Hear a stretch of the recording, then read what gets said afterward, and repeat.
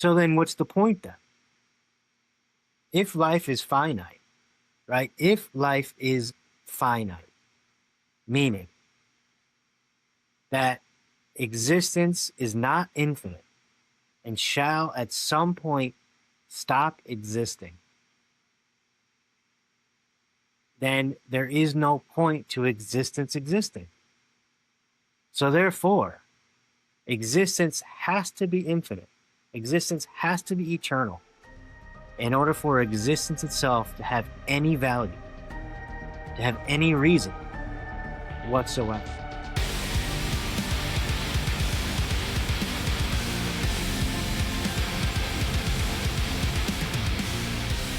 What is going on, everybody? Matt Sano here from Sword and the Rose. I really appreciate you tuning in again and checking out my podcast. It really means a lot. So today we're going to be chatting about eternity and the nature of eternity and, what does that mean if existence is eternal, and what does it mean if existence is not eternal? So what does that mean in terms of the nature of reality itself? So we're gonna contemplate eternity a little bit today, and I think it's gonna be a doozy because this topic, this thing, right, eternity itself. As soon as I start to understand the implications of eternity, as soon as I start to contemplate eternal nature of reality, everything began to just fall into place. I began to just understand why things are the way that they are on just a much more deeper level. And the aha moments just kept coming. And so that's why I want to start with this. I know last time I was talking about my first episode, but this is really, we're getting into the weeds now. We're getting into it now. And so I always want to start with this because, again, this really helped me to figure out these kind of bigger answers to these bigger questions. And I mean, go big or go home, right? You can't get any bigger than eternity. So that's what we're going to get into. First things first, let's do some logistics. If you want to click the link down below, you can get a copy of my free ebook where I talk about eternity. And it's a little beginner's guide to get the ball rolling. A lot of it I'll be talking about today, but it is nice to have something there that you can read and you can contemplate. You can really get the juices flowing, as it were, as to understanding the true nature of reality, because that's how it worked for me.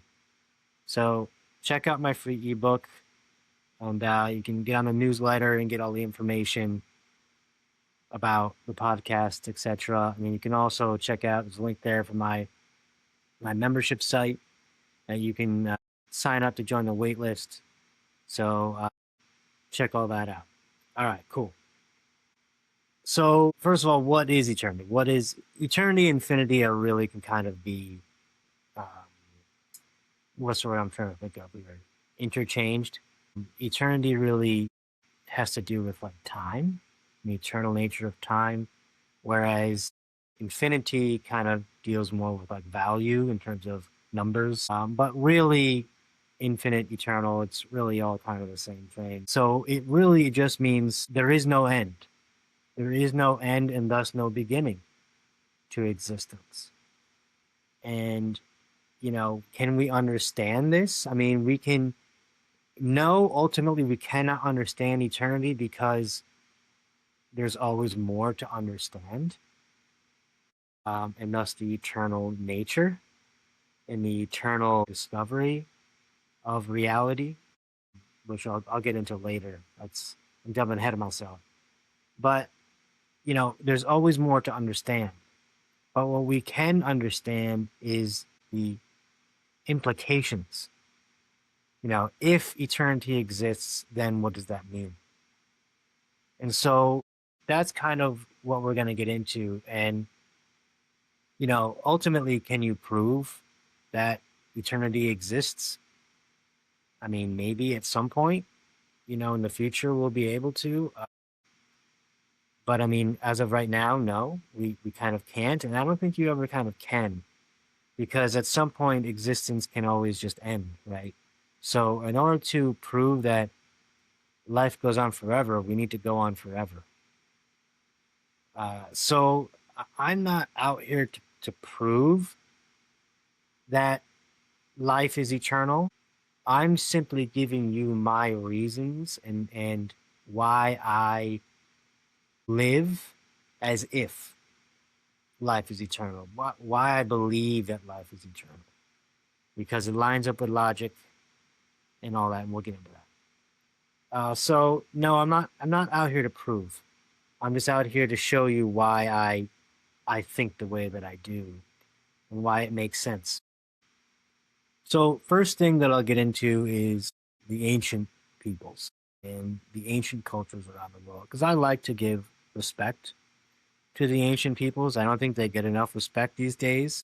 I think it's coming back around, but I think the reductive materialistic science has really kind of done a number on the ancient peoples, and I like to continue to respect them because I think they were advanced. I think they were spiritually advanced.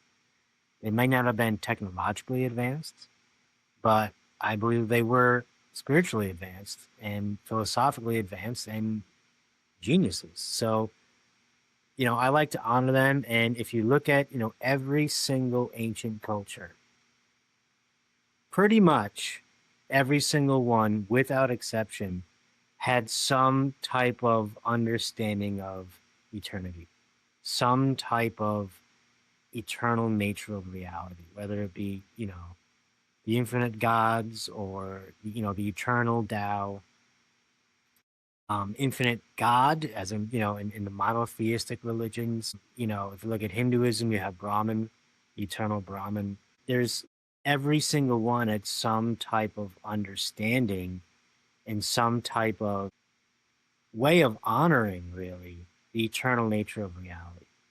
So, I don't think that that's something to be taken lightly. And I'm going to get deeper into this when I start talking about consciousness. But, I like to respect them. And so I'm going to take what they say into consideration and I'm going to honor that. And I'm going to use that as my contemplation.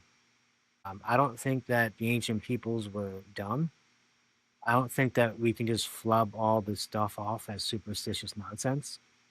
I think that that would be irresponsible and disrespectful. So for me, to start with, the honoring of the ancient peoples and to honor their wisdom and to honor their knowledge and you know again, I'm going to get more into this in terms of consciousness because I think that can kind of answer a lot of questions about how these ancient peoples knew what they knew. But just for the sake of this topic today, I like to honor them and I like to respect them. And so I'm going to take that into consideration. So that's kind of, the first reason that I give for believing that life is eternal. The second one is, again, I'm going to get more into this one in terms of consciousness, but I've kind of done a lot of self-reflection over these years, and I've come to understand that there's an aspect of myself, and thus an aspect of reality that is immaterial. You want to talk, you want to call it consciousness, awareness, soul, whatever. I'm going to get more into this when I talk about consciousness, but there's an aspect of my being that is immaterial. Yes, we can measure the effects, right? We can measure the effects that consciousness has, measuring the neurons and the firing and blah, blah, blah, blah. We can get into all that, but really for me, I don't believe in the reductive materialistic viewpoint. I think that consciousness is foundational and consciousness is immaterial. And so, therefore, if there is something that exists outside of physicality, how can it be limited by physicality? And so, how can something that is immaterial be affected by material? Ultimately, right? We can have, our interactions. They can they can affect us in different ways, emotions and thoughts and all this. But ultimately, if an aspect of our being, an aspect of ourself, is immaterial, it exists outside of matter, and so therefore it cannot be limited by matter, cannot be limited by physicality. And so therefore, if it is non-physical, then it must be infinitely eternal, because physicality is matter. Physicality is finite.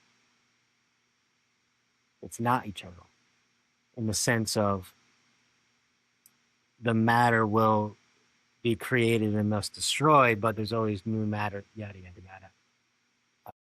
That's, life cycles and all this. But ultimately, again, if there's an aspect of self that is immaterial, how can it be affected by matter and thus limited by space and time? So again, doesn't prove anything, but it's something to consider. It's something to contemplate. And it's something to, reflect upon your own true nature of who you really are. So again, doesn't really prove anything, but it's something to consider, and it is something that I consider when I look at reality, when I try to understand the nature of reality. That is definitely something that I take into consideration when I contemplate the true nature of reality. So next on the list we have math. Now I'm not going to get too much into the proofs and all this because I'm not a mathematician, but in my research of finding ways to prove that eternity exists, mathematics is a very wonderful way. It's like a language to describe value of reality. And so based on the nature of numbers, we can always add another number, right? You can always add another number. So let's say you have one, kajillion, you can have 1,000,000,001, right? Because 1 through 9 exists. And so you can just continue to add that and add that forever. These are kind of this is kind of known in the mathematical world. It's an assumption that we all kind of have. And then when you get deeper into it, you get into George Cantor, where he kind of showed that even in between integers, you have infinite numbers. So in between 1 and 2, you have 1.1, 1.2, 1.3 forever, 1.12, 1.13, 1. Et cetera, et cetera, et cetera. So really, even in between numbers, you have infinite, at least infinite potential for numbers to continue on forever. And really, a lot of math doesn't work unless you implement this understanding of infinite and eternal and infinite amount of numbers. We can get into pi and phi and other, these irrational numbers. They're eternal. They're forever. They go on literally forever. And, when you get into physics and understanding that pi is, it's describing a physical trait, then you can really kind of get into the notion of infinite physicality down to forever, right? And forever in that direction as well. So, these irrational numbers are another way of kind of showing that infinity and eternity are just a natural part of this reality. And that our math kind of really doesn't work unless we understand that infinity and eternity exist and are real. So again, I'm not going to get too much into that because I'm not good with numbers. I'm not like math, but I'm no Harvard graduate when it comes to mathematics or physics for that matter. But again, getting into physics now with quantum physics, we're getting down into the vacuum. And even the leading physicists of today say that, the vacuum really isn't empty. There's always potential for something to exist. And that kind of goes into my next topic here, which is the understanding of non-existence. So, absolute non-existence, can that really exist? Absolute non-existence, can that exist? Now, it may seem like, oh yeah, I mean, of course, existence can just end, and then there we go. But you can't even like think of non-existence. So like if you think of non-existence, what do you think? You think blackness. Well, black is a color. It's still something, right? Emptiness. Well, what is emptiness? It's just a lack of something. So you have to relate it to something else. You see what I mean? You can't no thingness is no thing. And thing is something. So you can't even understand nothingness without a somethingness to compare it to. Do you know what I mean? So you really can't even think of non-existence. And then if you think about it, if non-existence exists, and that means that reality exists or reality doesn't exist. And that's a difference. And that's still something. Yeah, I might be grasping at straws a little bit here, but what I'm trying to get at is you really can't even have nothing without relation to something when you really begin to think about it. Now, again, this goes back to quantum physics, which is showing that in the vacuum, there's always potential for something to exist. So if potential exists, then something exists. Potentiality itself exists. So it's lining up with physics as well. Now, granted, we don't have all the answers, but I think this also lines up with logic. Because when you really begin to contemplate non existence, it doesn't make sense. Why would nothing exist? And that's kind of getting to my next topic, which is, if non existence comes to be, right? Let's just say, as a thought project, a thought experiment here, let's just say non existence comes to exist and all of existence ends. Now, it doesn't matter if it's the next 10 years, 10,000 years, 10 billion years, 10 quadrillion to the billionth, power of years. It doesn't matter. At some point, existence itself ceases to exist. Then that means that there's nobody around to remember that existence ever existed. And so therefore, all of existence itself is meaningless. It's pointless. There's no point to it. Because nobody even will remember that it even happened. You exist, I exist, it doesn't matter. Because it'll end. And nobody will even remember that existence itself ever existed. So then what's the point then? If life is finite, right? If life is finite, meaning that existence is not infinite and shall at some point stop existing, then there is no point to existence existing. So therefore, existence has to be infinite. Existence has to be eternal in order for existence itself to have any value, to have any reason whatsoever.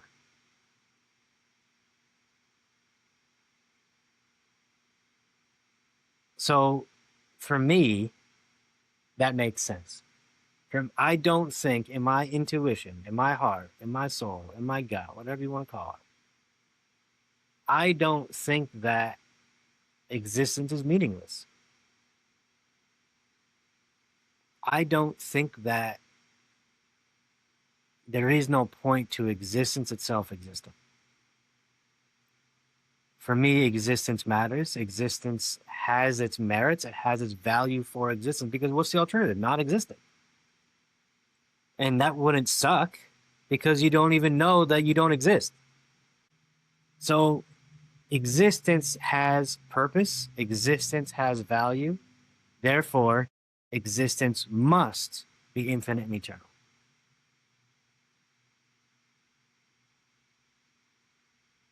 And so if I'm wrong and existence is finite and doesn't matter, then who cares? It doesn't matter. So I might as well go on believing that existence matters. Because again, if existence doesn't matter, then it doesn't matter what I believe. It doesn't matter how I live my life. It doesn't matter how you live your life. Because at some point, you're going to forget that you even existed. So ultimately, I live, I believe, and again, I look upon reality as if existence is infinite and eternal. So what does that mean? Right? If non-existence can never exist, right? As Bashar so eloquently says, non-existence doesn't exist. That's its quality. That's what it is. So if non-existence ever existed, it would cease to be non-existence. So if life is infinite and eternal, if non-existence cannot exist, that means that existence has always existed and shall always exist. It has to. Because non-existence never existed. Now, what about the Big Bang? Well, then what about the Big Bang then? For me, how I understand the Big Bang is that was the beginning of this universe. That was the beginning of this life cycle. Let me explain. If life is infinite and eternal, and that means that there's infinite ways of being. There's infinite expressions because there's always more time to express yourself in a different way. For life to be a different way of being. Right? And so this universe, one verse in the eternal symphony of existence is just that. It's one universe in the infinite universes, the infinite potential of what can potentially exist. So that's simply the beginning of this one. We exist beyond this universe because we exist beyond everything because we're infinite eternal. Now again, we get into consciousness. And if we're only matter, then it doesn't matter. Mind the pun. But again, going back to consciousness, etc. But for me, there's infinite life cycles, and it's just a matter of scale. So this incarnation is one life cycle, right? This planet is one life cycle. The solar system is a life cycle. This galaxy is a life cycle. This cluster of galaxies is a life cycle. This universe is a life cycle. This cluster of universe is a life cycle, etc., etc., etc. And so the Big Bang is simply the beginning of this one. It's the beginning of this life cycle, this way of being that we call frequency. That's the way in which existence is expressing itself as frequency, light. Right? Let there be light. And the infinite potential of what can potentially be light now exists, called frequency. Getting ahead of myself. But that's kind of what the trajectory of my mind and the trajectory of my contemplation eventually led to. By understanding, well, if life is eternal, then what does that mean? It means that we exist forever. And by we, I just mean existence. Right? When I say we, where does that end? It doesn't. But these are the reasons that I have for living as though life is infinite and eternal. You know, all spiritual doctrines and all, I mean, I said the ancient peoples and all that. I mean, even science, even math, even logic is showing that life is infinite and eternal. And at the very end of the day, if you don't believe any of this stuff, right, then at the end of the day, you can always just live as though life is infinite and eternal, because if life is not, then it doesn't matter if you do or not. So you might as well. Might be a cop-out, but, you know, I think it works. So, you know, what do you think? Right? Give that a work through, right? Think about that. Think about, okay, these are all reasons that life is eternal, but what does that mean? What does that mean for me? What does that mean for you? What does that mean for you in terms of who are you? And next episode, I'm going to be getting into consciousness, and we're going to delve into that topic more of self and identity of self. But for now, just think about that. If life is eternal, then what does that mean? All right. So let me know what you think. Shoot me an email if you want to chat about it. Check out the link down below.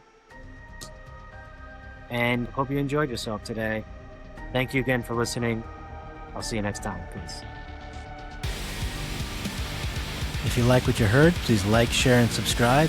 And don't forget to click the link down below where you can get a copy of your free ebook and more information on how to become a member to my membership site. Thank you again for listening, and I'll see you next time.